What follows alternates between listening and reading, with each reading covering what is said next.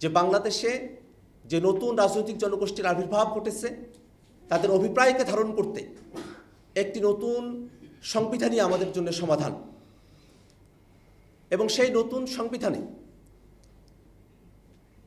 প্রস্তাবনার মধ্যেই জুলাইয়ের ঘোষণাপত্রকে অন্তর্ভুক্ত করার দাবি আমরা জানাই। একই সাথে ঐকমত্য কমিশনে জুলাই সনদ কার্যকরের পন্থা হিসেবে রাজনৈতিক দলগুলোর সঙ্গে আলোচনার কথা বলা হয়েছে। আমরা দেশবাসীর কাছে এর পূর্বেই খোলাসা করে বলতে চাই যে জুলাই সনদে যে সংস্কারগুলোর বিষয়ে রাজনৈতিক দলগুলোর ঐকমত্য তৈরি হয়েছে এবং কমিশন সিদ্ধান্ত গ্রহণ করেছে, সেই সব সংস্কারের বিষয়বস্তুকে অন্তর্বর্তীকালীন সরকারের সময়কাল থেকেই বাস্তবায়ন করতে হবে। লিগ্যাল ফ্রেমওয়ার্ক অর্ডার এলএফও করে এটাকে কার্যকর করতে হবে এবং এই জুলাই সনদ এবং ঘোষণাপত্রের কার্যকারিতার ভিত্তিতেই সামনের নির্বাচন অনুষ্ঠিত হতে হবে। প্রিয় সাংবাদিক বন্ধুগণ, আমরা দীর্ঘ সময় ধরে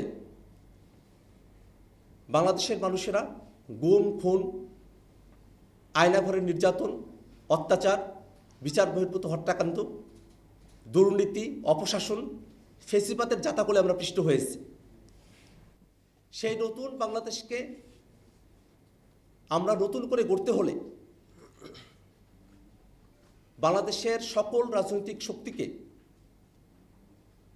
বাংলাদেশের মানুষেরা যে আকাঙ্ক্ষার ভিত্তিতে 24-এর গণঅভ্যুত্থানে সামিল হয়েছিলেন, একজন রিক্সা চালক, একজন শ্রমিক মজুর, একজন কিশোর, তরুণ, শিশু, নারী, তাদের সকলের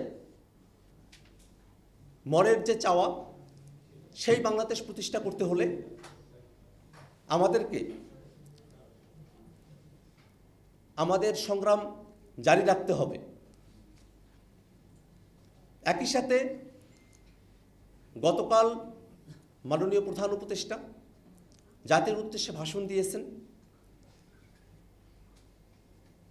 ফেব্রুয়ারিতে নির্বাচনের সময়সীমার কথা উল্লেখ করেছেন। আমরা মনে করি এবং পূর্বেও আমরা বারবার ব্যক্ত করেছি যে ডিসেম্বর থেকে জুনের মধ্যে সরকার যে সময়সীমার মধ্যে নির্বাচন আয়োজন করতে চায় তাতে আমাদের আপত্তির কোনো জায়গা নেই। কিন্তু নির্বাচন আয়োজনের পূর্বে সরকারের অবশ্য পালনীয় কিছু কর্তব্যের জায়গা রয়েছে। এ সরকার গণহত্যাকারীদের বিচার করা এবং রাষ্ট্র কাঠামোর গুণগত পরিবর্তনের জন্য সংস্কারের ম্যান্ডেট নিয়ে সরকারের যাত্রা শুরু হয়েছে।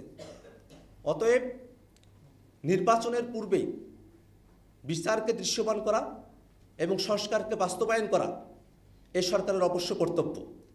একই সাথে নির্বাচনের পূর্বেই মাঠ প্রশাসনের নিরপেক্ষতা নিশ্চিত করা এবং লেভেল প্লেয়িং ফিল্ড নিশ্চিত করা অবশ্যই সরকারকে